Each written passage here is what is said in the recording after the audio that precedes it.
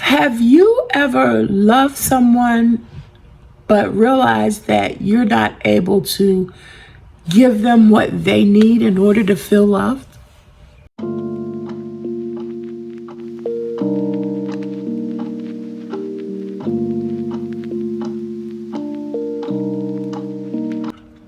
Hey guys, happy Friday. It's time for the Friday Heart and Soul Chronicles. And have I got a topic for you? First of all, let me ask you a question. Have you ever loved someone but realized that you're not able to give them what they need in order to feel loved? And vice versa.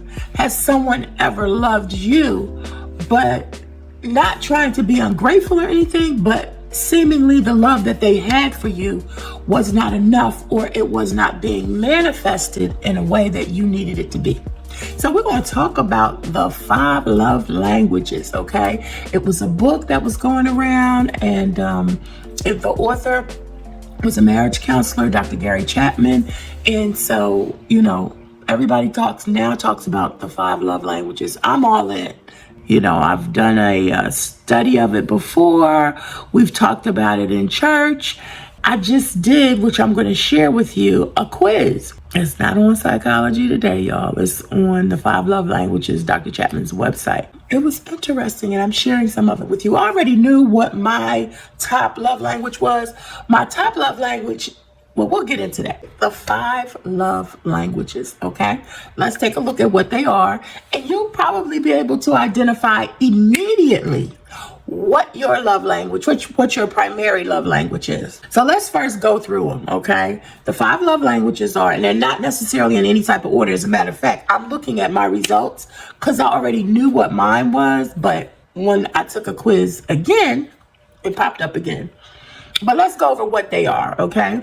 Words of affirmation, receiving gifts, physical touch, quality time, and acts of service. So we're going to get into what they are. Maybe you'll discover what your love language is, primary love language is. If you're in love, or if you're thinking about being in love, or if you're married, or whatever the case may be, maybe y'all can sit down and have a conversation, okay? Because one person's love language is not always another. I could tell you right off the bat, just jumping into this topic, most males, one of their top love languages is, guess what?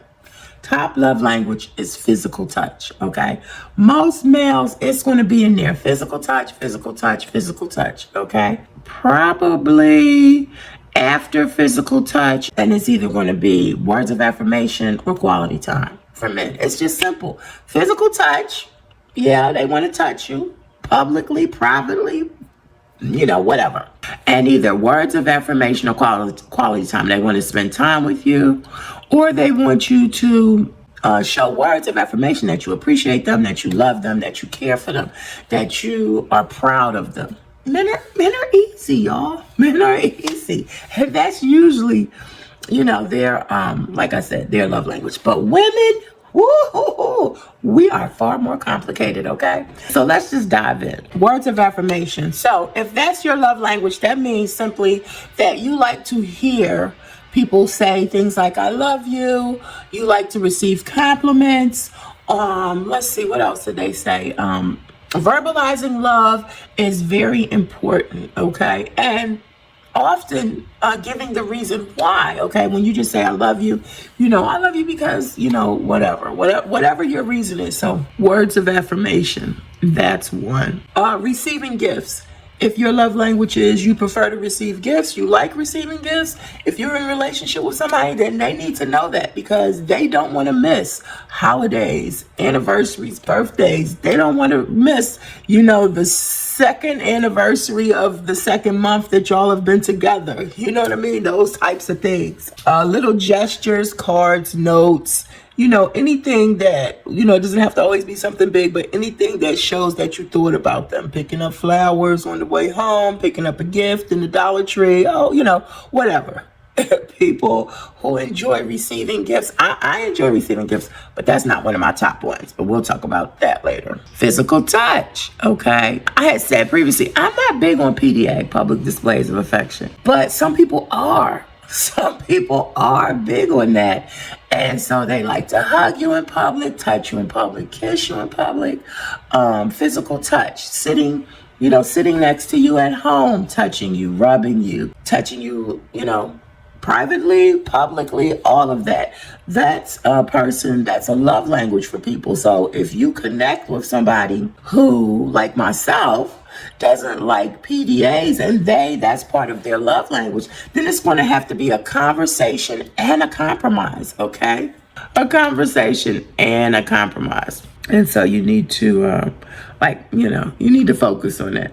That's a biggie. I'm not going to share any of my stories, but that's a biggie, y'all. That's a biggie. If you marry somebody who likes public displays of affection and you don't,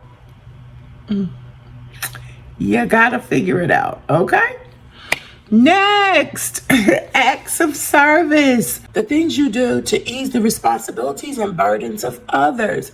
It means a lot when someone goes out of their way to do something for someone else, especially when it's a sacrifice, okay? So acts of service, that is my love language. Love is an action word, okay?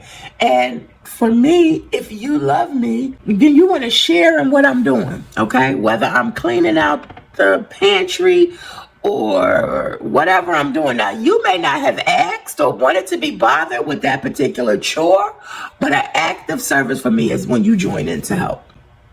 Okay? Like if you just sitting on the sofa chilling and I'm doing something and you don't want to come and help, I might get an attitude. Okay? So you definitely have to talk about those acts of service, because some people, that also includes participation, in activities or hobbies or whatever the case may be. Some people need alone time. I like alone time. I need alone time, but I'm always welcome to someone who wants to join in, or come on, let's do this together and let's do that together. And that may not be their love language. I'm like, no, you go ahead. That's you. And so you have to be mindful of that. That's another biggie, but that's a biggie for me. And then the last one is quality time. Spending time together while being present and giving full undivided attention. That's a big one for somebody. Quality time, not being on your cell phone when y'all having a serious conversation, or when you're talking, when you're out on a date and you're not engaged in conversation, you on your cell phone. That's not quality time. Some people, that's why I say for a lot of men, they want to know that they're special. So, men are very competitive and territorial. And by that, I mean, if you're giving a lot of time to this, and this, and squeezing them in, for some men, not all men, that's not going to work. They need to know that for some of them, their sense of worth is that you take the time out to spend time with them, okay? You make time for the kids, you make time for the friends, you make time for the job. You have to make time for your man, period. So yeah, quality time. So we've got words of affirmation, receiving gifts, physical touch, acts of service, and quality time. That's what they all mean in a nutshell, okay? And again, you can take the quiz and find out. It's 30 questions. It's less than 5 minutes. Find out what your love language is. I'm going to share with you mine. Know what your love language is, even when it comes to your family. Some people feel like, so-and-so is so antisociable, or so-and-so is this. You need to know what their love language is, okay? How they feel loved. That's so important. That is so important. I cannot stress it enough, okay? I wish I had known about this early on in life. So I'm trying to share it with you guys. If you know about it, great, wonderful. We could have a conversation about it. Leave a comment. If you don't know about it, leave a comment. And if you're getting ready to enter into a relationship or whatever the case may be, find out. Okay, so let's jump into the quiz that I took. I'm not going to show you every single question. It's 30 questions, but I am going to show you my results. So the questions start out at the top with, it's more meaningful to me when, and then here are the answers. Someone I love takes the time to listen to me and really understand my feelings, or someone I love does something special for me to help me out. Of course, I chose number 2. So for the next one, I chose someone I love gives me something that shows they were really thinking about me as opposed to I'm touching someone I love frequently to express our friendship.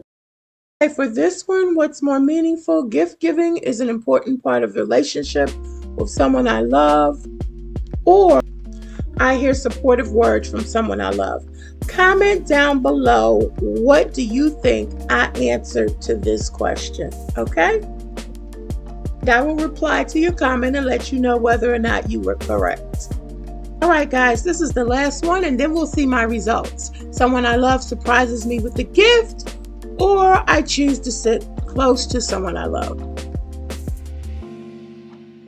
We can sit close anytime. All right, guys, here are my results. Like I told you, my number 1 is acts of service. My number 2 is quality time. After that is physical touch. That's tied with receiving gifts. And my least, that I probably need the least, is words of affirmation. So there you have it. Guys, of course, you know there is no right or wrong answers to this. This is just showing you what's going on with you. And I hope I don't get a copyright, but I wanted to play, how they actually evaluated the responses. So let's see. Hi, I'm Dr. Gary Chapman, author of The 5 Love Languages. Your answers to the free love language quiz reveal that your primary love language is acts of service. Your love tank overflows when someone assists you with thoughtful acts of service. Maybe it was the dishes they washed, the door they fixed, or the meal they cooked. Big or small, acts of service speak directly to your heart. In the same way, you greatly enjoy helping others. Whether you express or receive love through acts of service, it is an essential ingredient to build, grow, and strengthen healthy and loving relationships in your life. So as you've probably guessed by now, I love little stuff like this. And again, it's just a reminder of who I am and what I need moving forward. And it also reminds me, again, like I may be giving a person a gift or trying to help them with things that they may not want help with. Receiving gifts may not be their love language. So again, it's a good reminder. I hope y'all have enjoyed this video about your love language. Please comment down below if you did. And don't forget to like and subscribe to this channel so that you'll know every time I'm uploading a video. Have a blessed day and a purpose-filled life, and know that I love you with that agape love. Bye-bye.